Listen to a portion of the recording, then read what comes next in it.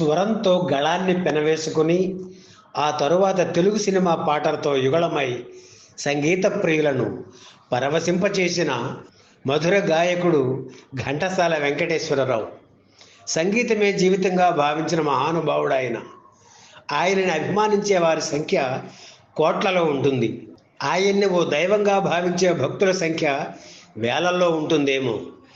ఇంట ఇంటను గంట గంటకు వినిపించే ఘంటసాల మా చిత్రానికి సంగీత దర్శకుడు అని ఏనాడో విజయ వారు సగర్వంగా తమ పెళ్లి చేసుకుని చూడు చిత్రం టైటిల్స్లో పేర్కొనడం ఘంటసాల ప్రతిభకు ఒక మెచ్చు తునక. తెలుగు సినిమా సంగీతంతో అంతగా మమేకమైన ఘంటసాల మరణించి ఏళ్లు గడుస్తున్నా ఆయన పాట మాత్రం నిత్యం వినిపిస్తూనే ఉంది. గాయకుడిగా, సంగీత దర్శకుడిగా అందరి ప్రశంసలు అందుకున్న ఘంటసాల నిర్మాణ రంగంలోకి అడుగుపెట్టి చేతులు కాల్చుకున్నారు. చిత్ర నిర్మాణం ఆయనకు కలిసి రాలేదు. పైగా దానివల్ల ఆయన ఆర్థికంగా ఎంతో నష్టపోయారు. 3 సినిమాలు తీశారు, ఒక్కటి కూడా హిట్ కాకపోవడంతో కష్టాల పాలయ్యారు. చిత్ర నిర్మాణం అంటే ఘంటసాలకు ఎంతో ఇష్టం. తెలుగులోనే కాదు, హిందీలో కూడా సినిమాలు తీయాలని ఆయన కలలు కనేవారు. తన అభిమాన నటీనటులు భరత భూషణ్, మీనా కుమారి కాంబినేషన్లో సినిమా తీయాలని అనుకునేవారు. తమిళనాడుకు చెందిన గుడ్ విల్ పిక్చర్స్ సంస్థ ఒక దశలో ఘంటసాలను నిర్మాతగా ప్రోత్సహించింది. కానీ ఆయనకు కాలం కలిసి రాలేదు. నష్టపోయిన నిర్మాతగా ఆయన చిత్ర నిర్మాణ రంగం నుంచి వెనుతిరగాల్సి వచ్చింది. ఘంటసాల నిర్మించిన తొలి చిత్రం పరోపకారం. ఇందులో రామశర్మ, సావిత్రి జంటగా నటించారు. 1953 జూన్ 18న విడుదలైన ఈ చిత్రం విజయం సాధించలేదు. తెలుగు, తమిళ భాషల్లో నిర్మించిన ఈ చిత్రం 2 భాషల్లోనూ ఫ్లాప్ కావడంతో 6 లక్షల రూపాయల నష్టం వచ్చింది ఘంటసాలకు. అప్పులన్నీ తీర్చేసి ఆర్థికంగా కొంచెం పుంజుకున్న తరువాత మళ్ళీ సినిమా తీయాలన్న ఆలోచన ఘంటసాలలో మొదలైంది. ఆ మాటే భార్య సావిత్రమ్మతో చెబితే, ఒకసారి దారుణంగా దెబ్బతిన్నాం, మళ్ళీ సినిమా ఎందుకు అని ఆవిడ వారించాలని చూశారు. కానీ ఘంటసాల వెనక్కి తగ్గలేదు. ఈసారి విజయం సాధిస్తాను చూడు అని ఆవిడను ఓదార్చారు. ఎదుగుతున్న హీరో ఎన్టీఆర్ను కథానాయకుడిగా ఎన్నుకున్నారు. రాజసులోచన కథానాయిక. 2 పెళ్ళాలు చిత్రంలో ఎన్టీఆర్ కృష్ణుడి గెటప్లో కనిపించారు. ఆ గెటప్లో ఆయన కనిపించిన 2వ చిత్రం సొంత ఊరు.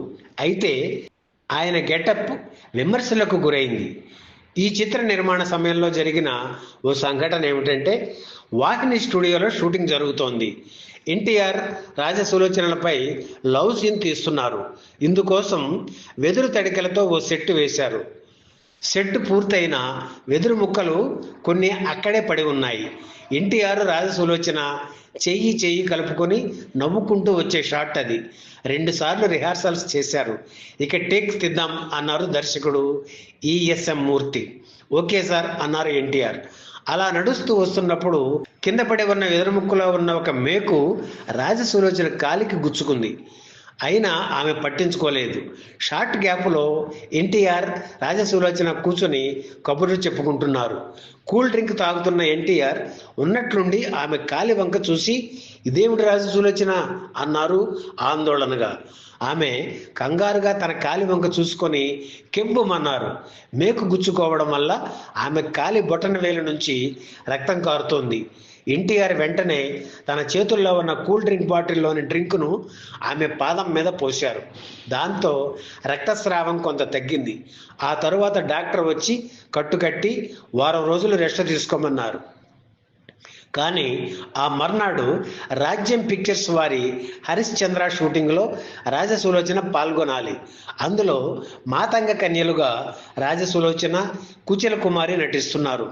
విడుదల తేదీ దగ్గర పడటంతో షూటింగుకు డుమ్మా కొట్టే పరిస్థితి లేదు.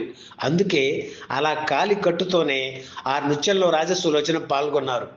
మీరు నిశితంగా హరిశ్చంద్ర సినిమాలో మాతంగ కన్యల నృత్య సన్నివేశంలో ఆమె కాలికి కట్టు కనిపిస్తుంది, గమనించండి. ఎన్టీఆర్ శ్రీకృష్ణుని గెటప్లో కనిపించిన రెండవ చిత్రం సొంత ఊరు. మొదటిసారి 1954లో వచ్చిన ఇద్దరు పెళ్ళాలు సినిమాలో ఆయన తొలిసారిగా ఓ పాటలో శ్రీకృష్ణుడిగా కనిపించారు.